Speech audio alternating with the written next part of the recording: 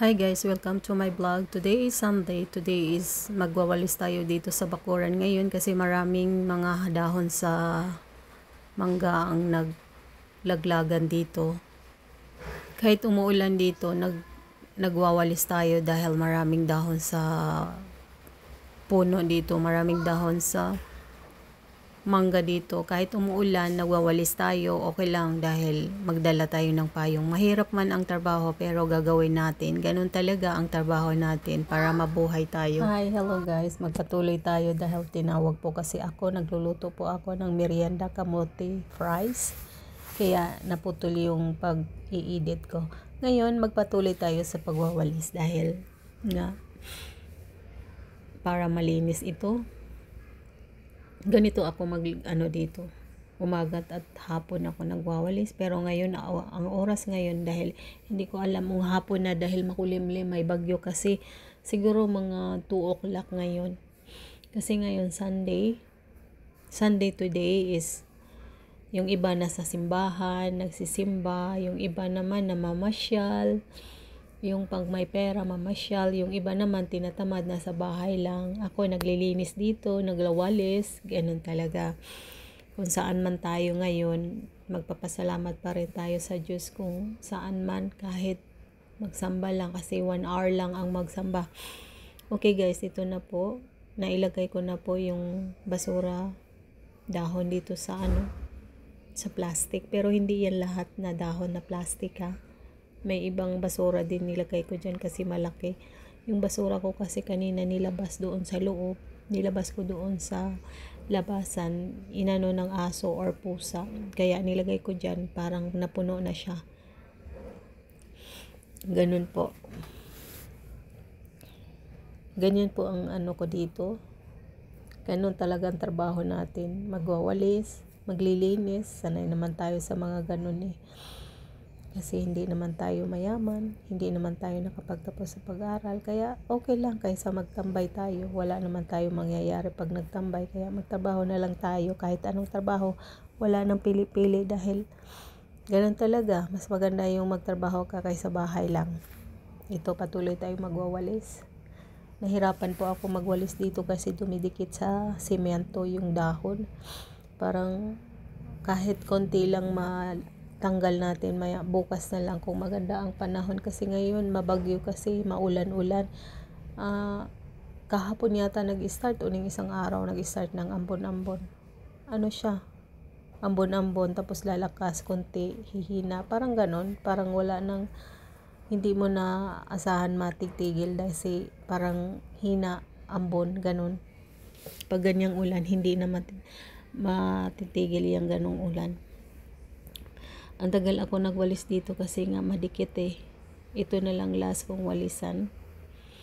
Ayan, na hirap ako magdala ng payong kasi umaambon. Kasi kung hindi naman tayo magdala ng payong, magkasakit naman tayo. May sipon na nga ako. Tingnan nyo namang boses ko. Hindi mo talaga maiwasan na magkasipon dito. Kasi nga, minsan lumalabas tayo may ambon. Ito may puno kasi maraming puno kasi dito yung bakuran nila eh. Kaya kailangan natin maglinis kasi maganda kasi ang bahay pag malinis eh. Yun ang nakakaganda eh. Kasi kung hindi natin walisan, malamok. May lamok din dito. Pero kailangan talaga natin. Maganda kasi dito. Yan ko yung hahalingan. Kung sa Bisaya pa, lagyan ng apoy yung dahon. Pero hindi naman pwede dito. Bawal dito eh. Sa may mga kapitbahay. Kaya gagawin na lang natin. Linisan na lang natin. Walisan. Tapos ilagay natin sa plastic yung basura. Dahon. Tapos itatapon kasi may tuwing hapon na basura nagpipick up. Hindi ko alam anong araw yun. Sa isang linggo yata 2 beses magpipick up ng basura. Kaya kailangan natin umaga pa lang nagwawalis na. Ito na, ang hirapan na ako. Ang hirap talaga gumalaw pag yung kamay mo nasa isa. Yung kamay mo naman nagwawalis. Parang wala kang lakas. Kasi nga tawag nito maulan. Pero ganun talaga, kailangan natin kumilos.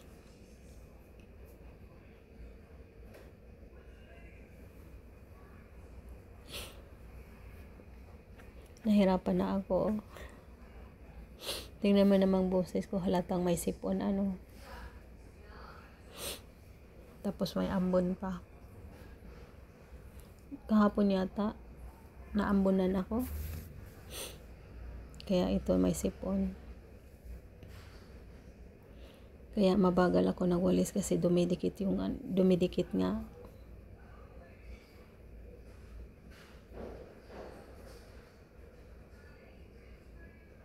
Ayun, diba, ang tagal natin matanggal yung dahon dyan sa ano.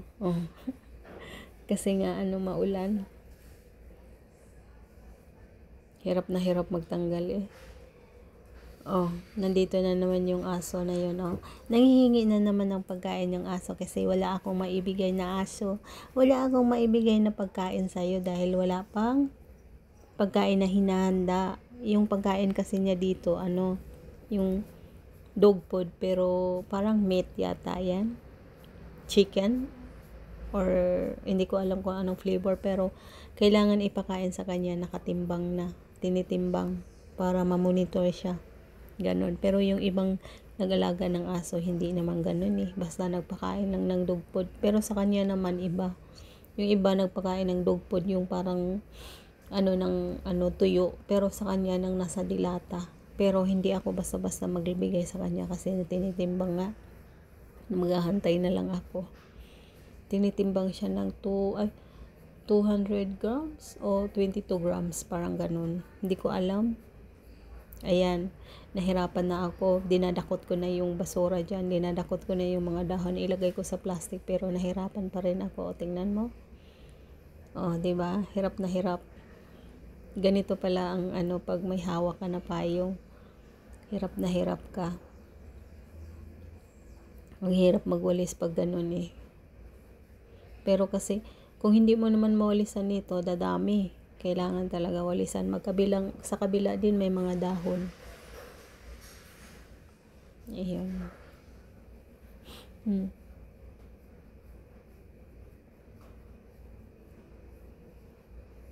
Kasi kung hindi pa yan ulan, mainit. Kanina pa yan natapos, mabilis. Kasi tuyo tuyo yung semento at saka yung dahon. Hindi gayon dikit-dikit sa semento. Diba? Hirap na hirap ako dyan. Hirap na hirap ako dakot ng basura, mga dahon. Ito naman nandito sa tabi ko para nagpa-baby yung aso. Sige. Ayan, nahirapan na talaga ako. Mahirap pag ikaw lang mag-isa. Walang maghawak walang maghawak sa plastic, pero kakayanin natin. Hindi mo naman kailangan yung may kasama ka. Hindi mo naman kailangan na may tagahawak. Kailangan mo matuto kang mag-isa paano mo madiskarte kung paano mo gawin, di ba? Kasi ganun talaga, hindi man ang habang buhay na may tumutulong sa iyo. Ayan, nahirapan na ako dyan. Ayan, nalalaglag pa ang payong. Hirap na hirap. Dumi. Yung dulo pa napunta sa sa buhok ko.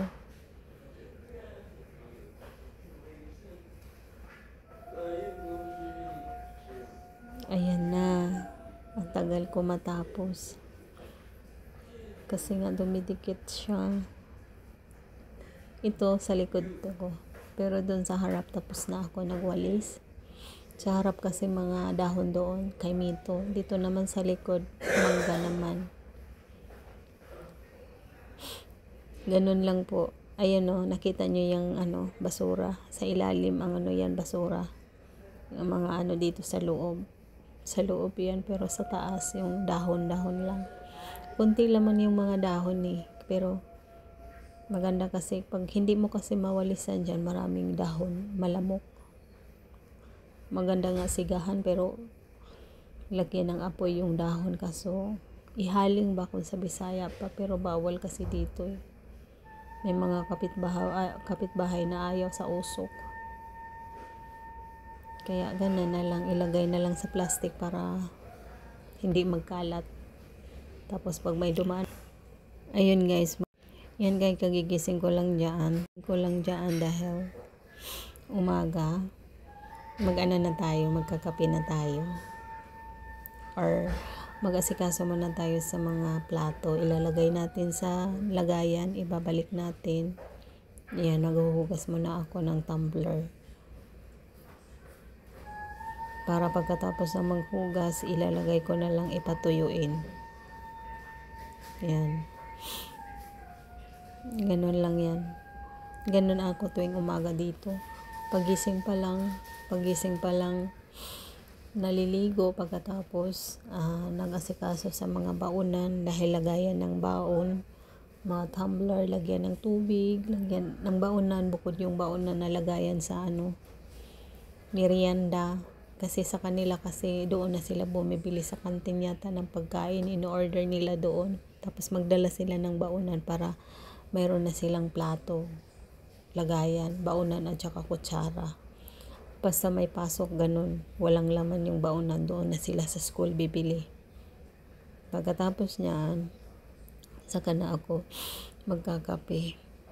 Yan, huhugasan natin kasi ganyan mamantang tuwing umaga eh. Every morning ako naliligo.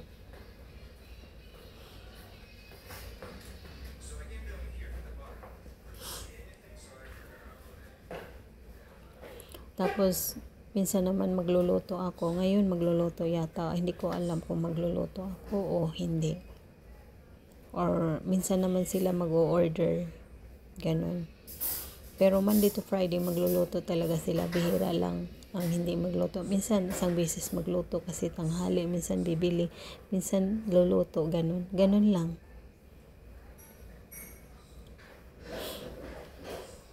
Yan, para pagkatapos niyan, patuyuin ko na yung mga platong hinugasan ko kanina. Ay kagabi, ilalagay ko na sa lagayan. Ganun lang ang trabaho ko, pabalik-balik lang. Matapos naman siya ng gabi, kinabukasan ulit naman. Yung trabaho hindi matapos-tapos ang trabaho natin. Pero ganun pa man, ganun talaga. Ganun din kami dati eh. Maghuhugas, mamalingke, magluluto. Wala sa probinsya, walang palengke. Manguha ng gulay doon sa taniman ng gulay, yan ang uulamin, o kaya kamuti, balanghoy, ganun. Ganun kami. Dati yon. Pero nakakamiss din ganyan ang kasi hindi mo na makakain yung mga ganung bagay dito sa Maynila, sa probinsya. Pero kami dati, yan ang lagi naming pagkain. Bihira lang kami makakain ng bigas. Ayaw, nagtitimpla na ako ng kape. Pero ang kape ko, yan, Nescafe.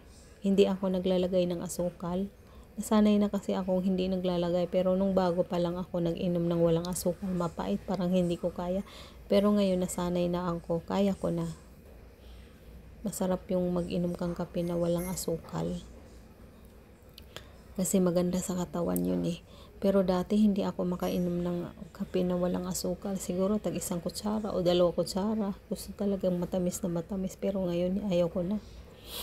Gusto ko na walang sukal yung kape. Masarap pala. Pero pag yung iba ayaw nilang ganun kasi hindi daw masarap. Pero ako nagugustuhan ko na. Basta pag nasanay ka, magugustuhan mo rin. Ayan yung almusal ko. Pita almusal ko. Isawsaw ko yan sa kape. Masarap yung kape. Pero masarap din yung pandesal. Isawsaw sa pandesal. Kaso lang wala man tayong pandesal. Pita na lang ang isawsaw natin doon sa kape. Ayan, magpapakain na ako ng, ito yung pagkain ng aso. Inilalagay, tinitimbang pagkatapos inilagay dyan sa ref. Yan. Pero dati yung yung boss ko may ganitong aso, ang pinakain nila yung dugpod lang talaga, pero hindi nila pinapakain ng gano'n na nasa dilata na tinitimbang. Ito naman may ihaanan siya, Kung saan siya mag-ihi, doon siya din nagpupo. Tapos, yung pupo niya, linisan mo na lang. Ganon. Hindi katulad doon sa pinanggalingan ko na aso, kung saan saan mag-ihi, kung saan saan magtae, parang ganon. Burara yung aso nila. Pero dito, na-training ito. Depende lang kasi yan sa nag-alaga kung hindi mo ma-training eh. Ito, na-training kasi nila ng maganda. Kaya siya, doon mag-ihi, doon magpupo. Yun, mabait tong aso na to eh. Ayan, nag-start na ako nagkape. Magkape tayo. Ano ang kape nyo ngayon? Yung pita lang ang ano natin, breakfast. Kasi ayoko naman ng ano eh. Pero masarap may pandesal. Pero malayo ang may pandesal. Lalabas ka pa. Mayroon namang pita. Yan na lang. Pero minsan naman, ano is fun. Sliced bread. Sliced bread mayroon din namang palaman.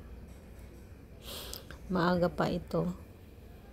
Ang kasama ko dyan nagkakape. Itong aso namin. Ala, makulit na aso. Si Losi. Ang pangalan ng aso na Losi. Makulit naman to minsan. Natapos na ako maglilinis sa sala. Dito naman ako magkakape. Pag Monday to Friday, maaga. Ganun pa naman din ang gising ko para mas gusto ko na maaga magising para matapos ang trabaho. Kasi kung tanghali ka na magising, tanghali ka na rin matapos kasi maraming gagawin. Kaya agahan mo na lang.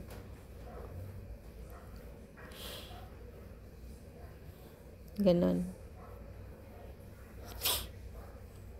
Kasi mahirap naman kasi pag tawag nito. Yun nga. Sana guys, suportahan nyo ako sa aking pagbablog guys. Mahirap po yung buhay natin. Mahirap ang single mother. Kaya ako walang pili ng trabaho ko. Kahit anong trabaho. Makasambahay man o ano. Kasi may edad na rin. Pag may edad ka na, hindi ka na makapasok sa mga company. Kasi ano ka na eh. May edad ka na.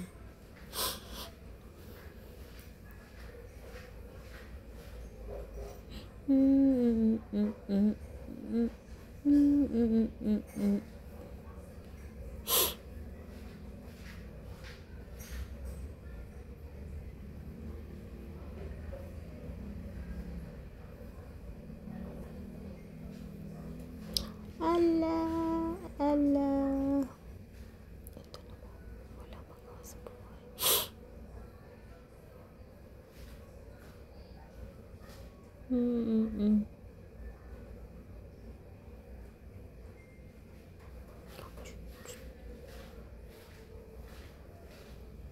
Ayan, nagtitingin yung ano ko.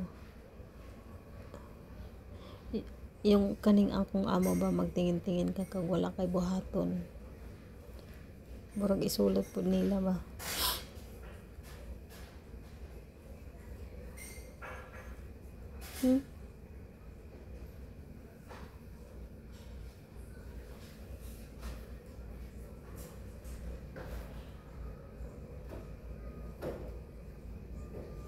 La la la la la la la.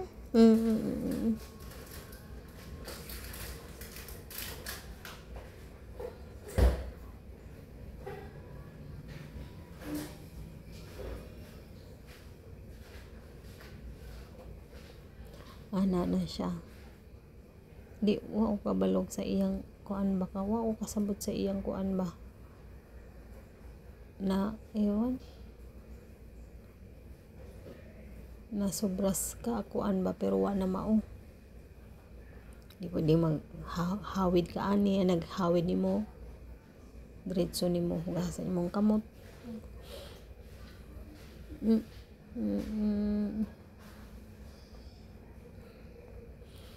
That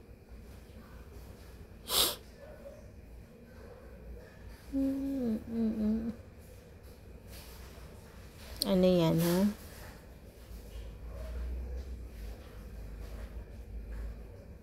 Ayan na siya, nagtanaw-tanaw na siya. Unsay akong gibuhat. Ana na siya. Ingon man pud sila nga Domingo daw, hapon na nga, tagabi inagali ko mahuman diri ka ng trabaho.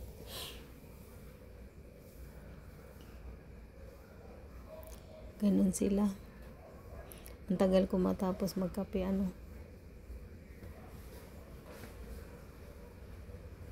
Kayo guys, anong kinakape nyo ngayon? Anong almusal nyo ngayon? Mag-almusal na tayo. Sana samahan nyo ako sa aking pag-almusal na pagkakape na pita.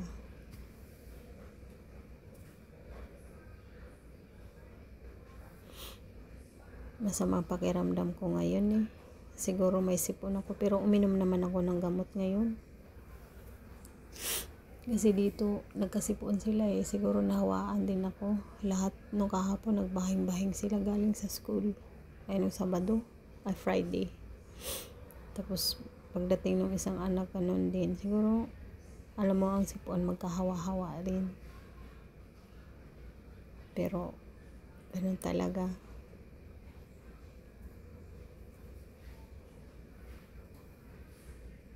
Minsan dito, nagluluto ako. Simple laman ang luto nila, sinigang. Parang nasa atin lang. Sinigang, mga chicken, prito,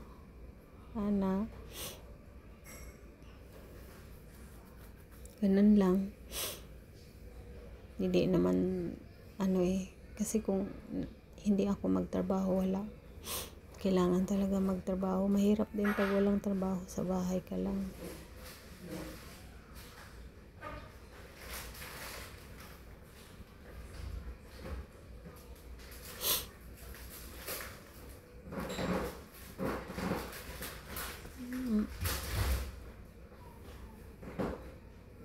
Ang tagal ko natapos magkape.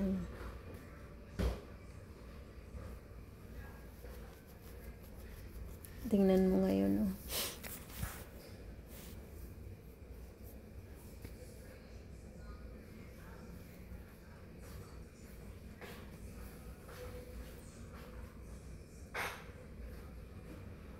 Tapos pag ako'y nagluto, kailangan nagluto lahat ng pag natapos na ako nagluto, tapos na rin yung hugasin. Kasi habang nagluluto ako, hinuhugasan ko na yung mga gamit na ginagamit ko. Para pagtapos ko, hindi na ako matampakan. Ganun ako magluto. Tapos pagkatapos na magluto, malinis na lahat. Hello guys, magluluto tayo ng kamote Q. Lagay na natin mantika dito sa kawali para mag-umpisa na. Kailangan mainit yung kawali para hindi didikit yung kamote. Ayan na. Pero pag ako nagluto ganito, kailangan maraming mantika. Pero konti laman ang kamote, tama lang ang mantika, pwede na. 2 salang lang po ang ginagawa ko. Ito na po yung kamote na niluluto ko ng french fries. Kasi ito yung merienda nila. Mahaba ang paghihiwa. Ganito din ang luto ko dati. Okay guys, bye.